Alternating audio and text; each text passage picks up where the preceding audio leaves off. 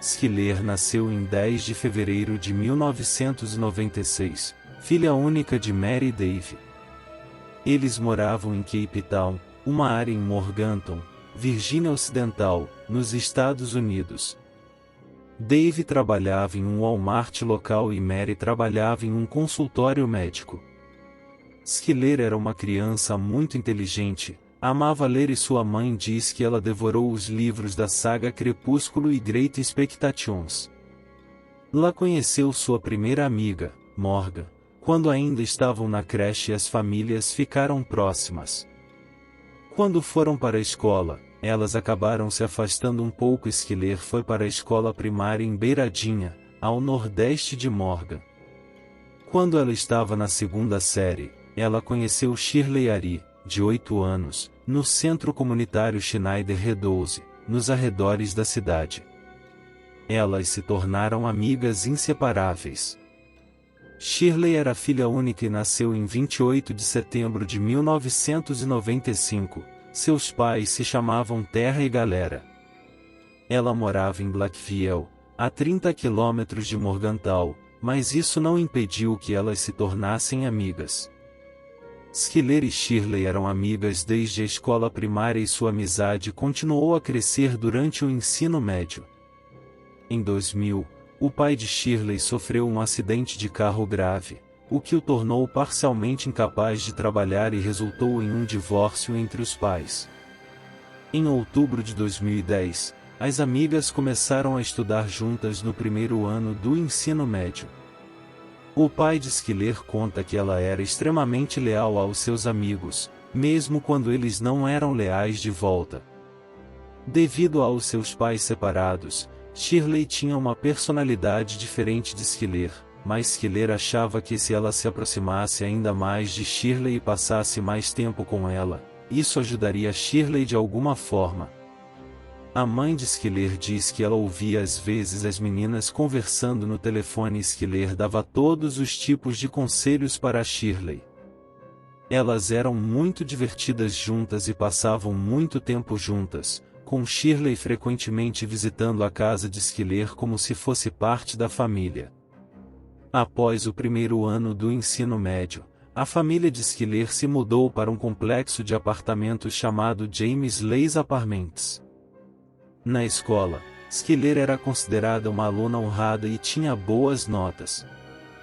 Sheila, China e Raquel eram amigas desde o ensino médio.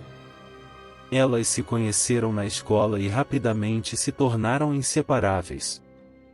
Sheila era uma excelente estudante, especialmente nas matérias que ela não gostava tanto, como ciências e matemática. Raquel era uma aspirante atriz e cantora, muito talentosa e filha única, com pais divorciados, assim como os pais de Sheila e China. Raquel frequentava uma igreja chamada Young Life e vinha de uma família religiosa. Ela idolatrava Sheila por sua atitude e independência. As meninas tinham muito em comum e logo se tornaram um trio unido. Raquel se tornou uma rocha emocional para as duas amigas e sua relação com seus pais era excelente. Elas eram populares na escola e passavam muito tempo nas redes sociais postando fotos juntas. No entanto, à medida que o tempo passava, a dinâmica do grupo começou a mudar e Sheila e China começaram a competir pela atenção de Raquel. Com o tempo, Sheila e China se aproximaram cada vez mais, enquanto a dinâmica entre as três mudava.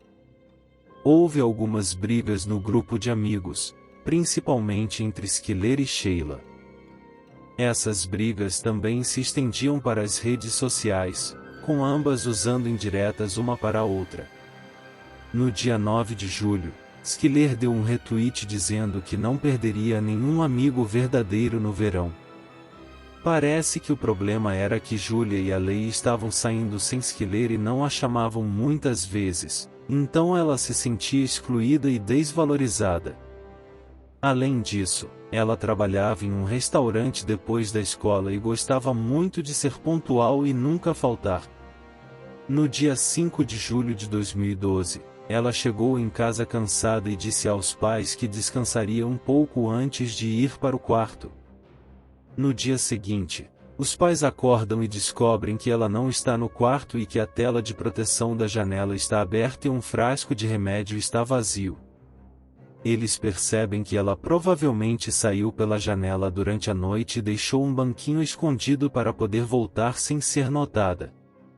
Os pais ficam preocupados com ela e tentam ligar para as amigas dela, mas ela nunca voltou.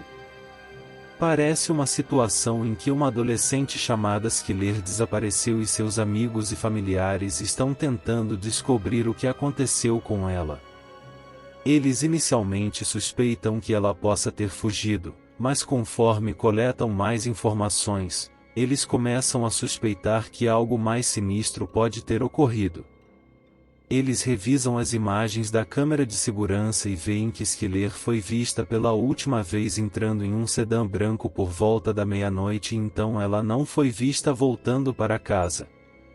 Um de seus amigos relata que ela deixou Schiller a alguns quarteirões de sua casa por volta das 23 horas, mas as imagens de segurança não correspondem a essa linha do tempo. É relatado que o amigo também recebeu um telefonema da China, mas não é especificado o que é dito nessa ligação. A polícia foi notificada e está investigando a situação. Schiller, uma jovem, desapareceu e havia suspeitas de que ela entrou voluntariamente no carro. Ela não parecia ter sido forçada a fazer isso. A história sugere que ela pode ter pedido a Schiller para deixar sua casa, pois ela deixou muitos de seus pertences pessoais lá, incluindo sua escova de dentes e carregador. A mãe de Schiller conta que ela odiava seu cabelo lateral e sempre usava chapinha, mas a chapinha estava lá, assim como um cobertor que ela gostava muito. Isso sugere que ela provavelmente teria levado essas coisas se estivesse fugindo. A única coisa que ela levou foi seu celular, mas não levou o carregador. A Sheila e a mãe de Schiller ajudaram nas buscas, colando cartazes com informações sobre Schiller e pedindo para que ela voltasse para casa. Eles acreditavam que ela poderia ter fugido devido a algum desentendimento em casa, mas esperavam que ela voltasse logo.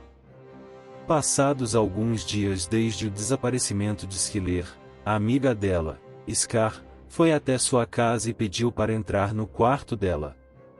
Ela queria ficar lá um pouco e quando entrou, encontrou a cama vazia. A melhor amiga estava muito triste devido ao desaparecimento de sua amiga, Schiller.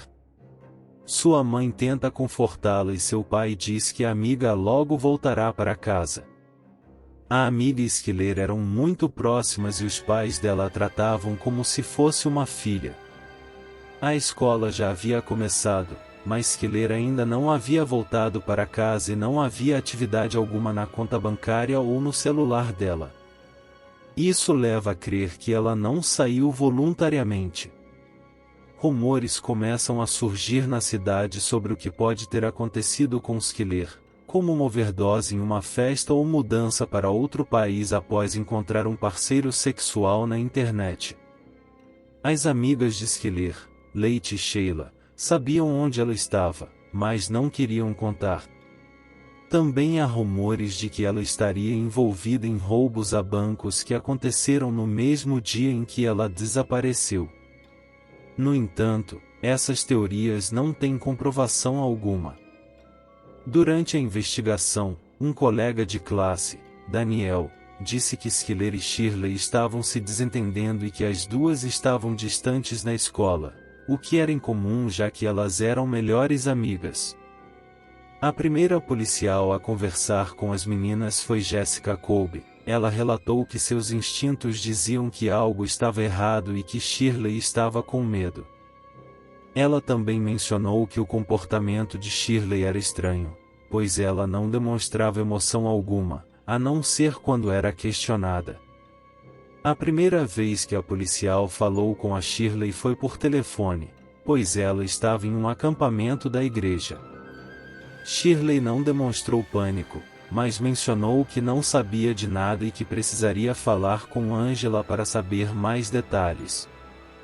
A policial suspeitou que as amigas estavam memorizando uma história previamente escrita, já que as suas histórias eram sempre as mesmas. O agente especial do FBI, Morgan Spurlock, observou algumas dicas não verbais, como a Shirley brincando com o cabelo, apertando o botão de uma caneta e desenhando na mesa com o dedo enquanto ela falava. Ela tinha uma boa postura e olhava nos olhos das pessoas, mas mudava sua história e usava desculpas como já era tarde ou não estava com toda a atenção para explicar as mudanças. Ele acredita que ela estava sendo evasiva e incerta sobre alguns fatos que poderiam envolvê-la no desaparecimento. A policial decidiu investigar as redes sociais da Schiller, pois seu instinto dizia que havia algo suspeito ali.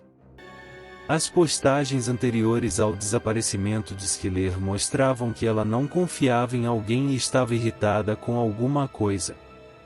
2 dias antes do seu desaparecimento, ela postou sobre estar cansada de ficar em casa e agradeceu aos amigos por sair com ela. Ela também retuitou uma amiga que falava sobre ter esperança. No último dia, ela postou um vídeo de uma brincadeira inocente com amigas onde perguntavam como elas gostariam de morrer. As investigações se concentraram nas amigas de Schiller como as últimas pessoas a vê-la e acreditavam que elas poderiam estar escondendo algo. Elas foram chamadas para interrogatório várias vezes, mas o pai de Schiller entrou em defesa das amigas dizendo que elas não tinham nada a ver com o desaparecimento e pediu para que parassem de incomodá-las. A investigação sobre o desaparecimento de Schiller começou a se concentrar nas amigas dela, pois foram as últimas pessoas a vê-la. As meninas disseram que foram buscar Schiller e foram para Star City, mas as câmeras de segurança mostraram um carro sem identificação entrando no local. A investigação também revelou que o celular de uma das meninas estava em Blackview naquela noite, o que contradizia a versão delas. As meninas começaram a apresentar diversas inconsistências em suas histórias e a pressão da polícia e da comunidade sobre elas aumentou. Elas acabaram estudando em casa e aceitando fazer um teste de polígrafo, mas falharam no teste. No dia 28 de dezembro de 2012, o condado recebeu uma ligação de uma mulher. A mulher que ligou para o escritório do advogado era Patrícia, mãe de uma menina de 16 anos que estava tendo problemas de comportamento, incluindo comportamentos suicidas. Ela foi internada em um centro de saúde mental e 6 dias depois ela saiu. No dia 3 de janeiro de 2013, ela foi ao escritório do advogado e confessou que estava envolvida no desaparecimento de Schiller. Ela se entregou às autoridades e disse que estava disposta a cooperar para chegar a um acordo. Quando ela se encontrou com os policiais, ela estava visivelmente nervosa e tremia. A primeira coisa que ela disse pegou todos de surpresa, pois não era o que eles esperavam ouvir. Sky, de 16 anos, desapareceu 6 meses atrás.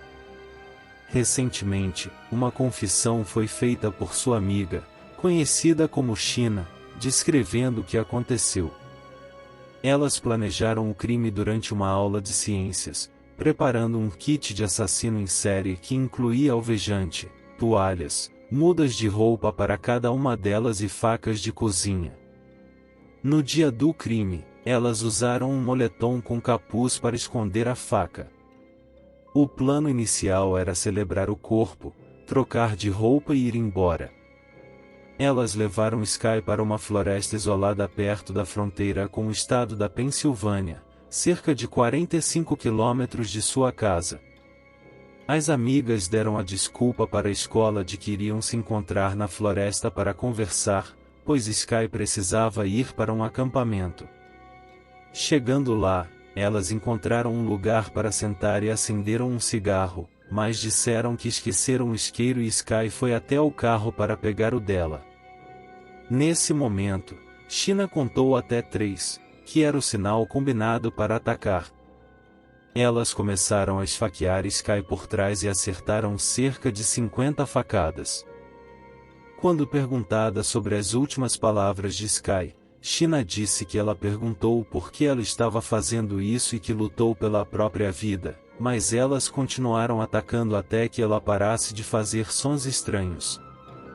Ela e sua amiga planejaram enterrar o corpo de uma pessoa chamada Sky em um local na floresta, mas descobriram que o solo era muito rochoso e difícil de cavar.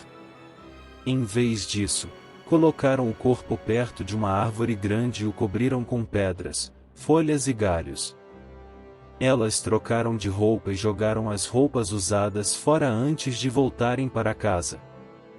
Quando interrogada pela polícia, a amiga confessou que eles cometeram o crime porque simplesmente não gostavam mais de Sky.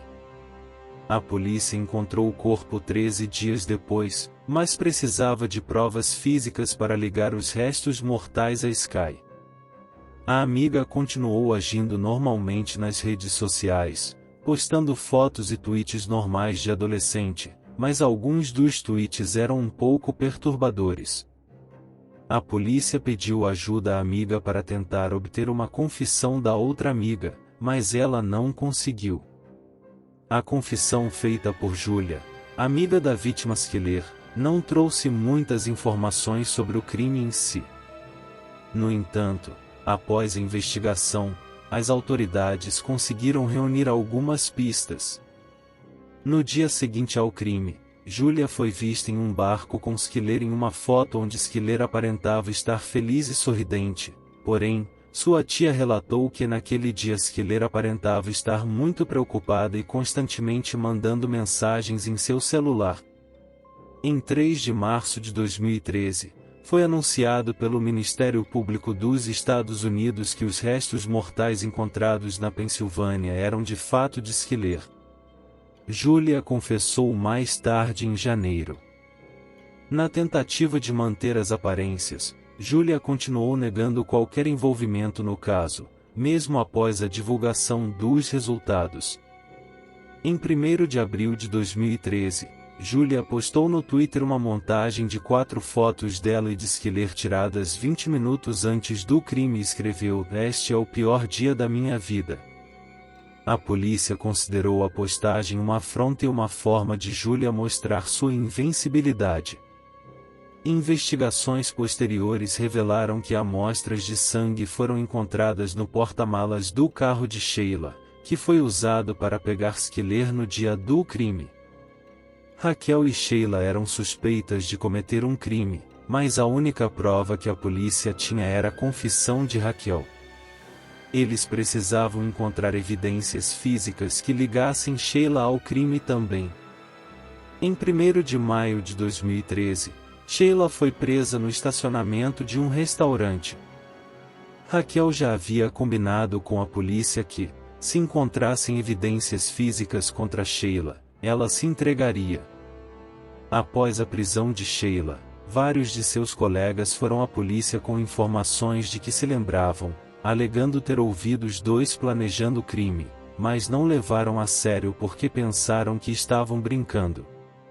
A policial Jessica também conversou com os pais de Skyler para tentar entender melhor a dinâmica do grupo.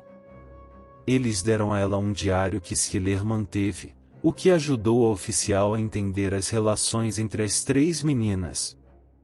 Ela descobriu que Sheila era quem recebia mais atenção do grupo, mas isso não parecia incomodar Skyler. Ela também descobriu que Skyler não era sexualmente ativa, mas Sheila era e vinha compartilhando detalhes com Skyler. Esta informação foi escrita no diário. A policial conseguiu entender mais sobre as motivações por trás do crime, que pareciam ser simplesmente que Raquel e Sheila não gostavam mais de Skyler. Em um diário de 21 de agosto de 2011, uma menina chamada Jessica descreveu uma festa do pijama que ela deu com suas 2 amigas. Elas entraram no armário de bebidas da mãe e ficaram bêbadas. Jessica escreveu que em determinado momento, ela entrou na sala e viu as 2 amigas se beijando. Ela se sentiu presa e com medo de sair do quarto porque temia que a mãe descobrisse que elas haviam ingerido o álcool. Algumas fontes sugerem que Jessica viu as duas amigas praticando atividade sexual, mas a própria Jessica afirmou que elas estavam apenas se beijando. Essa revelação fez Jessica acreditar que as duas amigas mantinham um relacionamento romântico além da amizade. Ela começou a se sentir excluída do grupo e ameaçou revelar seu segredo a todos. Isso gerou tensão entre Jessica e as duas amigas, principalmente Skyler e Sheila, e as levou a discutir e se distanciar uma da outra. Esses conflitos continuaram tanto na escola quanto nas redes sociais e atingiram um pico em junho de 2012. Duas amigas, Sky e Sheila, viajaram juntas por uma semana. Durante a viagem, eles discutiram e brigaram muito. Quando voltaram, foi divulgado que o motivo da viagem era para acabar com a amizade por causa das brigas constantes. Alguns acreditavam que a verdadeira motivação da viagem era a emoção de cometer um crime e ver se conseguiriam escapar impunes. Depois que a verdade veio à tona, os pais e amigos de Sky perceberam que Sheila era uma influência negativa para ela. Eles a descreveram como egocêntrica, mesquinha, manipuladora e sempre querendo ser o centro das atenções. Os amigos de Sky também culparam Sheila pelas mudanças no comportamento e personalidade de Sky. Eles disseram que Sky gostava de estar perto de Sheila porque ela tinha mais liberdade para fazer o que queria, ao contrário de sua família rígida e religiosa. No entanto, a dinâmica de sua amizade mudou quando os professores e colegas da escola se envolveram. Eles alegaram ter ouvido os rumores sobre o verdadeiro propósito da viagem. Em outubro de 2011, as meninas estavam discutindo as melhores maneiras de descartar um corpo em uma aula de biologia focada em ciência forense. Isso ocorreu algumas semanas depois que um corpo foi encontrado atrás da escola. A conversa parecia fora de lugar e, quando relatada à escola, foi descartada como apenas um jogo que as meninas estavam jogando. Apesar disso, a escola confrontou as meninas, mas elas insistiram que não era nada. Esta não foi a única bandeira vermelha. Antes do crime ocorrer na primavera de 2012, um aluno estava preocupado que a história pudesse ser usada para chantagear as meninas. O aluno afirmou que não se importaria se a vítima morresse. O promotor do caso acredita que foi nesta primavera que as meninas começaram a planejar seriamente o crime. Skyler e Sheila continuaram a sair, mas os pais dela disseram que eles não acreditavam que ela iria realmente revelar o segredo de suas amigas de relacionamento LGBT para toda a escola. No entanto, em janeiro de 2014, Skyler foi acusada de assassinato e levada a julgamento. Durante o julgamento, ela finalmente confessou o crime, mas a promotoria tinha poucas evidências físicas ligando-a ao crime. A família da vítima deu declarações de impacto e disse que eles não eram mais uma família devido às ações de Skyler. Ela foi condenada à prisão perpétua com a possibilidade de liberdade condicional depois de 15 anos. Ela será elegível para liberdade condicional a partir de maio de 2028. No mês seguinte ao julgamento de Skyler, aconteceu o julgamento de outra pessoa envolvida no crime, conhecida como o Leite. Ela entrou no tribunal mudada, tendo ganhado peso e cortado o cabelo ruivo curto. Ela se desculpou chorando, dizendo que sentia muito e não sabia como se desculpar adequadamente, pois não havia palavras para descrever a culpa e remorso que sentia diariamente. Ela disse que nunca percebeu a gravidade de suas ações e quantas pessoas machucou, incluindo a família da vítima e aqueles que a amavam. Ela se declarou culpada de assassinato em segundo grau e foi condenada à prisão perpétua com a possibilidade de liberdade condicional em 10 anos. Schiller e Bullitt estão cumprindo pena em um centro correcional na Virgínia Ocidental. Os pais de Schiller ajudaram e apoiaram a aprovação da lei Sky-Love na Virgínia Ocidental, que requer que sejam emitidos alertas Amber para todas as crianças desaparecidas, não apenas as que se acreditam terem sido sequestradas. Este alerta, conhecido como Everwood, é emitido com o nome da vítima e sua idade. Com a aprovação da lei Sky-Love na Virgínia Ocidental, é agora obrigatório que sejam emitidos alertas Amber para crianças e adolescentes desaparecidos, mesmo que não haja indícios de que eles foram sequestrados. Antes desta lei, alertas só eram emitidos quando havia indícios de sequestro. O alerta é exibido em todos os celulares das pessoas e contém informações como o nome e idade da criança desaparecida. É importante destacar que este tipo de alerta é importante para ajudar a encontrar crianças desaparecidas e também para informar a comunidade sobre o desaparecimento. É curioso que este tipo de alerta ainda não existe no Brasil, e seria importante se fosse implementado para ajudar a encontrar crianças desaparecidas e informar a comunidade. O corpo foi encontrado em um memorial para uma filha.